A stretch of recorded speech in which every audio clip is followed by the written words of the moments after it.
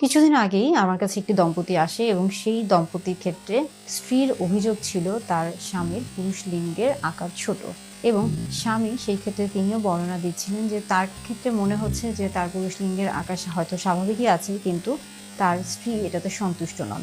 এরকম একটা পরিস্থিতিতে তারা আমার কাছে আসেন।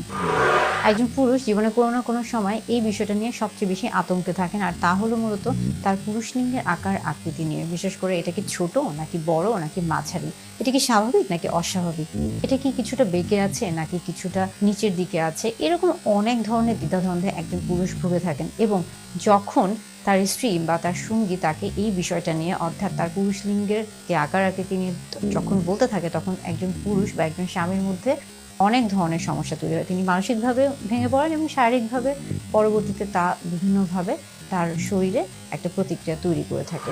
একটা বিষয় মাথায় রাখবেন যে একজন পুরুষ মানুষের লিঙ্গের আকার আকৃতি কতটুকু হলে স্বাভাবিক, এই বিষয় সম্পর্কে ইতিমধ্যে বেশ কিছু গবেষণা রয়েছে। তাই এই বিষয়টা নিয়ে দ্বিধাদ্বন্দ্বে না ভুগে এই বিষয়গুলোকে জানতে হবে, খেয়াল করতে হবে। যেমন গবেষণায় বলছে যে প্রায় ৭,০০০ পুরুষের মধ্যে একটি গবেষণা হয়েছে এবং সেখানে দেখা গিয়েছে শিথিল অবস্থায় পুরুষ লিঙ্গের আকার হলো ৩.৫ বা ৩ ইঞ্চি কিছুটা। আবার অনেকের ক্ষেত্রে দেখা যাচ্ছে যে এই বিষয়টি যখন লিঙ্গ উত্থান হচ্ছে তাদের ক্ষেত্রে ৫ ইঞ্চি বা ৫.৫ ইঞ্চি।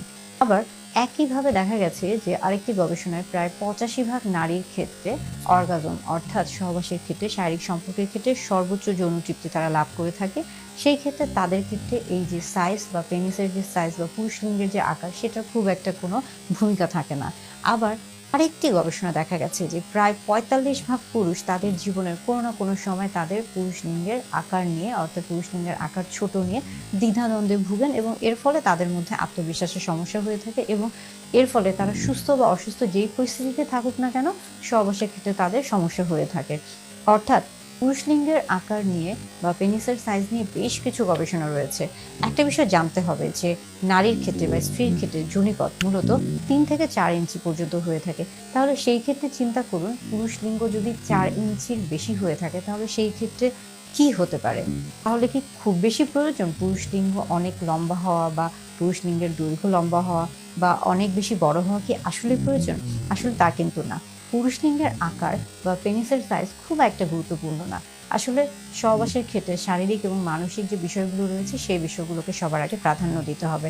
যখন মানসিক দিক থেকে স্বামী স্ত্রী উভয়ের মাঝে একটা ভালো বন্ধুত্বপূর্ণ সম্পর্ক তৈরি হবে, তাদের মাঝে একটা ভালো ফোর প্লে হবে, অর্থাৎ ঠিক যোনিপথে পুরুষ লিঙ্গ প্রবেশের আগ মুহূর্তে যখন স্বামী স্ত্রীর মাঝে খুব ভালো একটা গভীর সম্পর্ক তৈরি হবে, তখন সেই ক্ষেত্রে দেখা যায় যে সাইজ আসলে খুব একটা বিষয় না।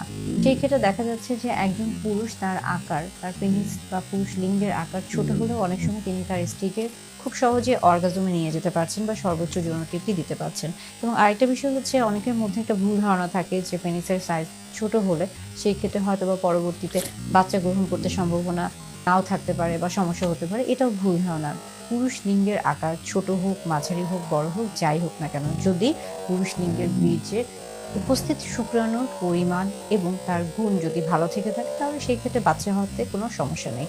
বরং আমাদেরকে অবশ্যই চেষ্টা করতে হবে মাথা থেকে এই বিষয়টা ঝেড়ে ফেলার যে পুরুষ লিঙ্গের সাইজ বা পুরুষ লিঙ্গের আকার বা পেনিসের সাইজ সবসময় বড়ই হতে হবে এবং বড় হলেই সেটা শুধুমাত্র তৃপ্তি দিতে পারবে তার স্ত্রীকে।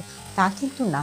এই জন্য এই ধরনের ভ্রান্ত ধারণা থেকে বেরিয়ে আসতে হবে এবং অবশ্যই চেষ্টা করতে হবে যে আপনার যে সঙ্গী রয়েছে তাকে সবসময় ইতিবাচকভাবে সাড়া দেওয়ার বা ইতিবাচকভাবে তাকে সাহস দেওয়ার। আর আরেকটি বিষয় হচ্ছে, পুরুষদের ক্ষেত্রে অবশ্যই বলতে হবে যে আপনি যেমন বা আপনি যেভাবে আছেন, সৃষ্টিকর্তা আপনাকে যেভাবে তৈরি করেছে আপনাকে চেষ্টা করতে হবে আপনার নিজের প্রতি আত্মবিশ্বাস তৈরি করতে। কারণ আপনাকে যেভাবে তৈরি করলে সবচেয়ে বেশি ভালো লাগবে, সৃষ্টিকর্তা আপনাকে সেভাবেই তৈরি করেছে। তাই সৃষ্টিকর্তার কোনো তৈরি করা জিনিস নিয়ে আপনি কখনোই সংকোচে ভুগবেন না এবং অবশ্যই নিজেকে ভালোবাসার চেষ্টা করবেন। নিজের শরীরের প্রত্যেকটি অংশকে ভালোবাসার চেষ্টা করতে হবে।